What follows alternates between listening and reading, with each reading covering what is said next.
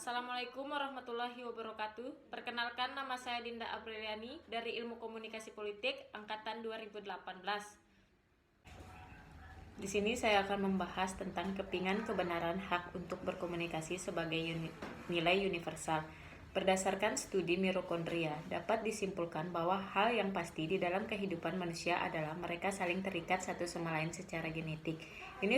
Universal menurut Oppenheimer yaitu manusia merupakan produk evolusioner yang sama seperti hewan dan terus demikian. Maksud dari pernyataan tersebut adalah manusia berbagi kesetaraan dan nilai intrinsik sebagai manusia. Dari pernyataan Oppenheimer, segala hal yang dianggap diskriminasi tidak dapat dijadikan pembenaran. Diskriminasi yang dimaksud yaitu diskriminasi yang didukung oleh negara, sterilisasi paksa orang-orang secara genetik, dan kejahatan genosida. Selanjutnya itu pentingnya air bagi kehidupan manusia. Air merupakan faktor terpenting dalam kehidupan manusia, bahkan lebih dari 2/3 berat tubuh manusia terbentuk dari air. Di balik pentingnya air bagi manusia, ada beberapa wilayah yang kesusahan mendapatkan air. Pada tahun 2002, CISR menyatakan bahwa HAM atas air memberi hak kepada setiap orang untuk mendapatkan cukup, aman, dapat diterima, dapat diakses secara fisik, dan terjangkau untuk penggunaan pribadi dan rumah tangga. Kemudian, pada tahun 2003, usul WHO terkait pendekatan berbasis hak air diterima dan mendukung CISR bahwa hak asasi manusia atas air memberi hak kepada setiap orang untuk mendapatkan air yang cukup. Pendekatan berbasis hak atas air berarti air merupakan hak hukum, yaitu bukan barang dagangan atau layanan yang diberikan atas dasar amal. Ironisnya, meskipun ada pengakuan umum atas air hanya berlaku dalam masyarakat demokrasi dan ekonomi yang berkelanjutan, ada banyak harapan dan efek atas air ini sendiri. Yang ketiga yaitu pentingnya oksigen bagi kehidupan manusia. Oksigen merupakan nutrisi utama yang tanpanya tidak mungkin ada kehidupan. Tanpa oksigen, manusia tidak dapat hidup lebih dari 5 menit karena oksigen merupakan pemain pengawasan dalam tubuh.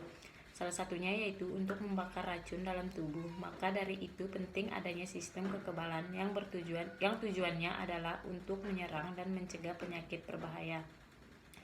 Pada tahun 2006, warga Kanada menyampaikan petisinya tentang hak atas udara bersih, air bersih, dan lingkungan yang sehat. Petisi itu menyampaikan bahwa 90% warga negara Kanada percaya pencemaran lingkungan berdampak negatif pada kesehatan mereka.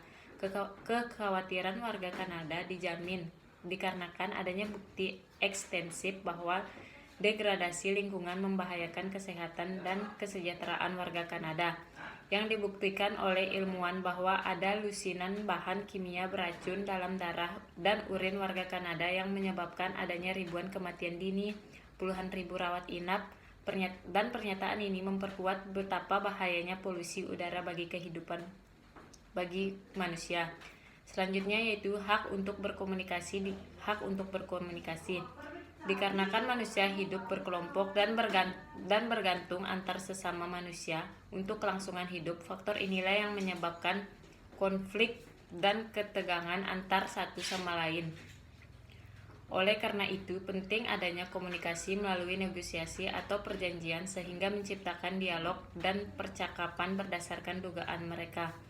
Akan tetapi, ada banyak suara yang menentang tentang komunikasi.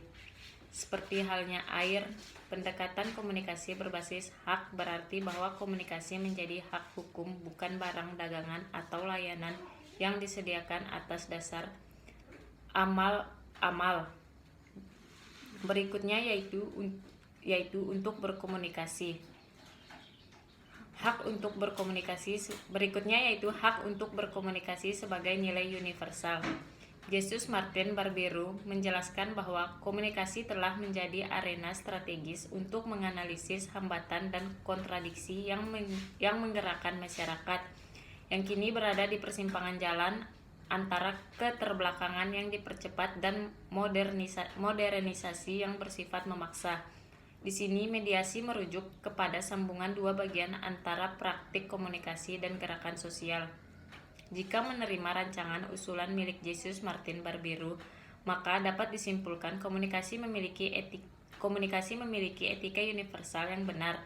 Kita hanya dapat bergerak maju ketika menyetujui bahwa air, oksigen, dan komunikasi menjadi landasan untuk melihat sudut pandang, untuk memperoleh dan menggunakan ilmu pengetahuan bersama sebagai nilai universal.